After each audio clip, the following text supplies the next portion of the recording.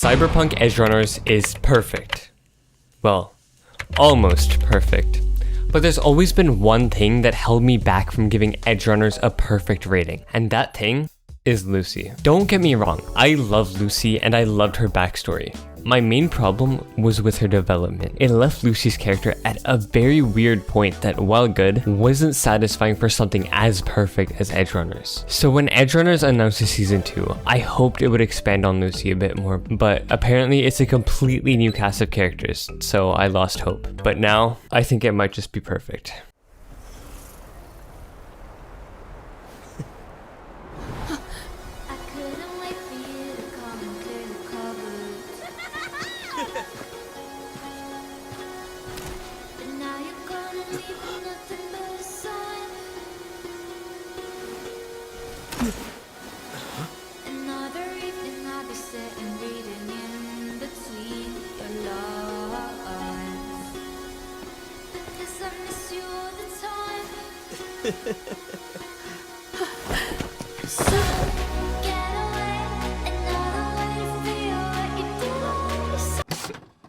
I'm not crying. I swear.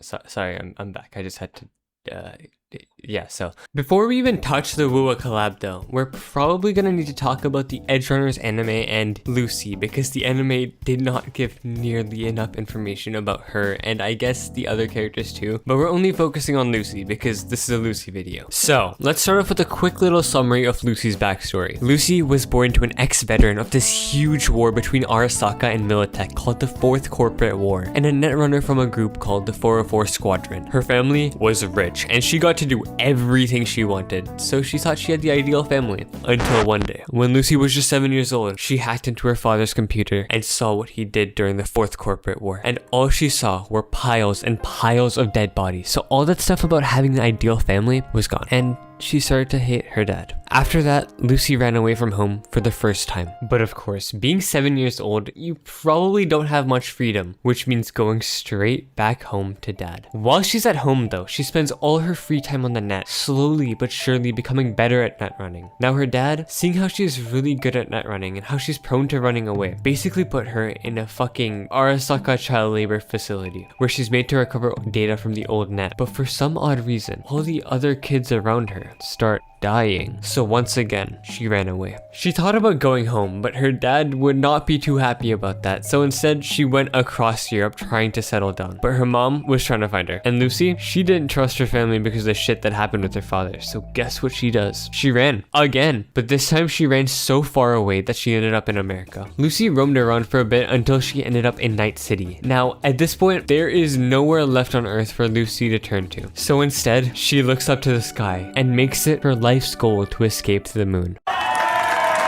Now from here, she meets Kiwi, joins Main's crew as a backup netrunner, then finally meets David, and everything changes. The first real interaction we get between Lucy and David is the moon BD. That scene is probably the single most beautiful scene in the entire anime, and it's also one of the scariest scenes at the same time. The entire sequence did a really good job setting up Lucy and David's romance, while simultaneously giving you this really unsettling feeling that something bad was gonna happen. But on that setting up Lucy's romance bit, I think it showed how David and Lucy's dynamic works perfect. The moon BD scene introduces us to a side of Lucy we didn't get to see throughout the episode. She actually talked about her dreams and feelings to a random guy she just met the same day. But while the scene was fucking awesome, in my opinion, the relationship is rushed and kind of lacks romantic depth, which isn't actually a bad thing. It's just that because the series is so short and the Edgerunner life is so dangerous, they take more risks and just do things because they just don't know when they're gonna die. Besides the moon BD, the only other romantic scene we got was the one on episode 4 where they kiss, and there was not too much build up in between episode 2 and 4. It's just kind of, ooh, look at me, I'm David, I have a San Demiston and I'm going on missions with the crew. Shut up, David. So there wasn't anything really special about Lucy and David's relationship. David met a girl after being traumatized by his mom dying randomly, thought she was bad as fuck, and started liking her. And Lucy basically liked him because he's nice. But the problem with Lucy is that she never opens up or talks about herself, other than in episode 2 and 7. She doesn't verbalize anything. Like in that one scene where David asks her, "Hey, where are you going?"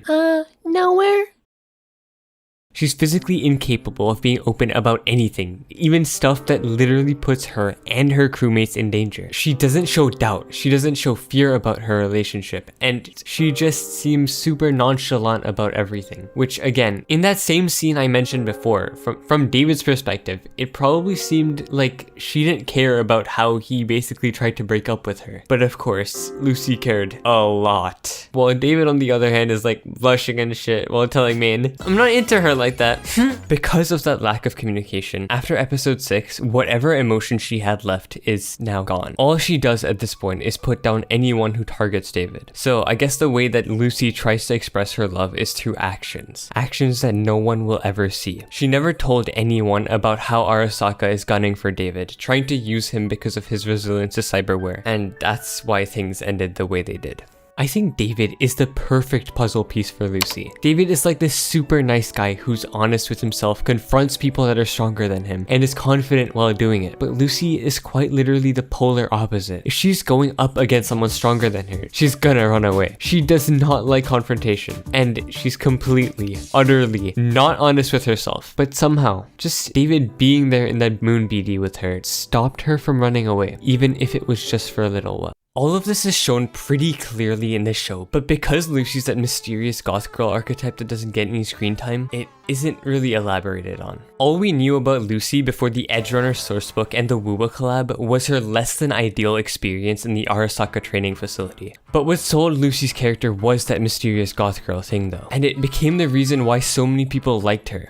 But that's also kind of the reason why I personally disliked her. Lucy's character gave zero closure. And I know you're gonna say, "But that's the point, Obi. Cyberpunk Edgerunners gave no closure to any of the characters at the end. It's not just Lucy." I fucking know. But those other characters have an actual excuse. They're dead. Netflix or CD Projekt Red could have easily given us like an OVA or an extra episode just to close out her character and the remaining feelings she had for David. And none of that would have affected how sad the ending was. Which finally brings us to the peakest collab quest ever made. Kuro Games teamed up with Edgerunners for a generational collab quest that was not just a cash grab with reused textures like whatever the fuck the Unlimited Blade Works collab in Honkai Star Rail was. It was more like the writers and devs from both the Edgerunners team and the WuWa writing team genuinely cared about the Cyberpunk franchise and what Edgerunners did for the anime community. The collab quest basically did one thing. All it did was let Lucy rest. It gave us the closure that we all were looking for from the finale of Edgerunners, which left me and a lot of other people feeling, I don't know what other word I can use, but unsatisfied. They somehow completely grasped her character, from her psychological state, their grief, and even her shitty habit of running away from everything. That isn't even the end to everything that you get to see in the quest. You get to see a ton of character interactions between Rebecca, Lucy, and the cast of Lahairoi, which is by far the best cast of characters so far. And best of all, you get to kill Atom Smasher! Yay! On a completely unrelated note though, the interactions between the collab characters and the Wuthering Wave cast, if I'm being completely honest, were a bit cringe and awkward. Seeing the contrasting vocabulary of the Edgerunners and the Lahairoi cast was definitely weird. Like Rebecca calling people chooms and gonks. Gang, you are from another fucking world. Do you think these people are going to understand what the fuck you're saying? Yeah, don't sweat it.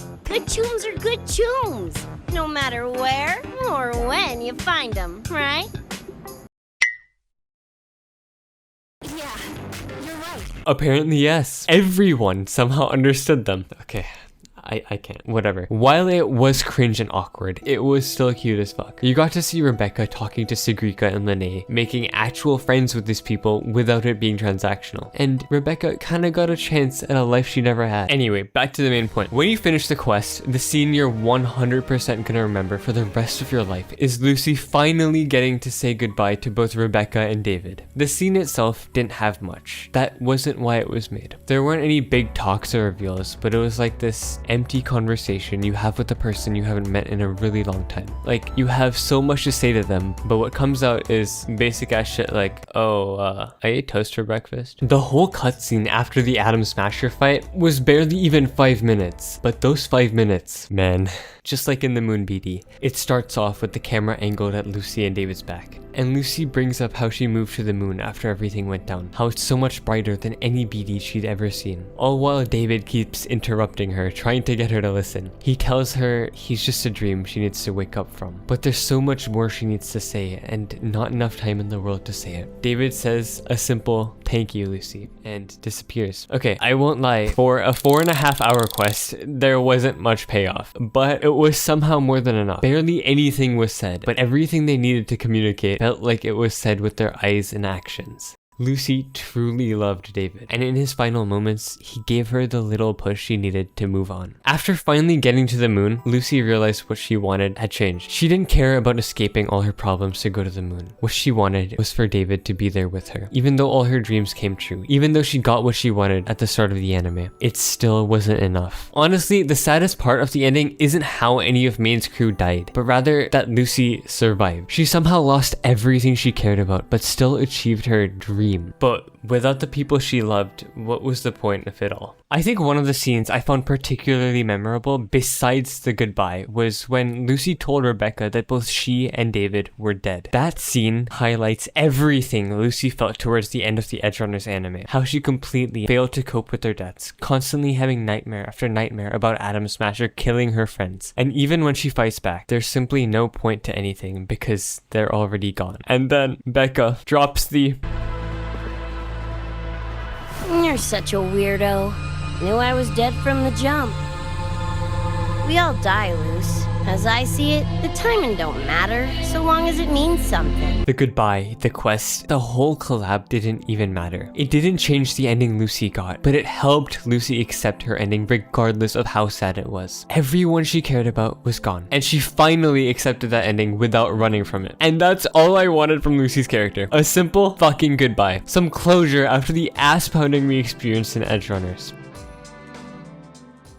I think that's everything. As soon as I played the collab, I knew I was going to end up making a video on it because of how much I enjoyed my time with it. And after 4 years, I think I'm finally able to close the chapter on the gaping hole Edgerunners left in my heart. And finally, give Cyberpunk Edgerunners a perfect 10 out of 10. Edgerunners is officially over. Well, at least the first season is officially over. There probably won't be any more stories about Lucy or the season 1 cast, and everything will pivot to the second season, which should be coming in October. So, if you enjoyed the video, please subscribe, like, comment, and you know what? Go tell your friends to watch Cyberpunk. Wow! I order you. Okay, bye. Have a good day.